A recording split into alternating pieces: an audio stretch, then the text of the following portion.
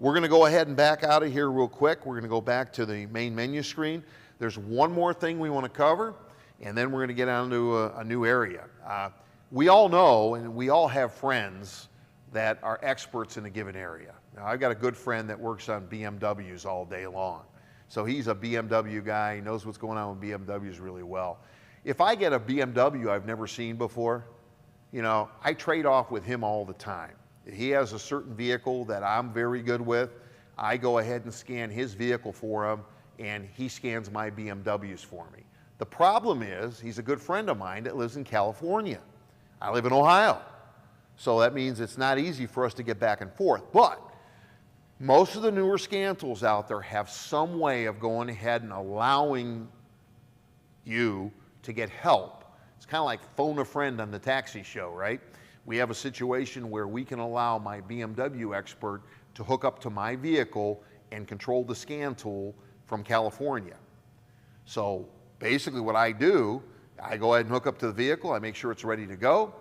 I go ahead and send him a message on his scan tool. He gets the message and a code. He puts the code in, he can come back. I allow him with one click of a button to get onto my scan tool, and then very simply he can control the scan tool and do the diagnostics complete and see all the screens on the BMW in Ohio, in California, on his scan tool. So this is something that's kind of new. Now in the past we've used TeamViewer and whatever we could use. Sometimes that doesn't work so well. The nice thing about the scan tool here is it's built in.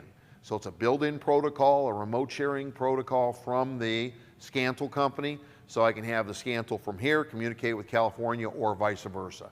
If he has a weird Ford problem out there and he'd like some help from me, hey, all he's got to do is basically contact me, and I put the code in, and very simply he approves it. I can control his scan tool in California working on that Ford, so I can diagnose it for him. So it's really neat. Now, wanted to show you how it's sort of done. To do it real quickly, we're not going to hook up because all the scan tools that you may think about purchasing might do it differently, but I just wanted to give you an idea how simple this is, because it's very simple. So let's get to the scan tool real quick, and we're going to go to the screen that says Tech to Tech. I'm going to touch the Tech to Tech screen, and there's basically the notification on what it does. So it allows someone else to remotely collaborate with my scan tool and do a diagnostic for me and guide me as to what's wrong with that BMW, for instance. All you have to do is hit I agree, and then basically all I have to do is put his contact information in by clicking on contacts, put his name in there, it rings up his scan tool. Now remember, scan tool's got to be online. If the scan tool's not online, I call him and say, hey, bring your scan tool online, I need help with the BMW. Can you help me out, Mike? Mike will say, yeah, Tom, no problem. So that's all there's to it. We go ahead and remote into each other's scan tools. We can go ahead and help each other fix the vehicle that's in front of us.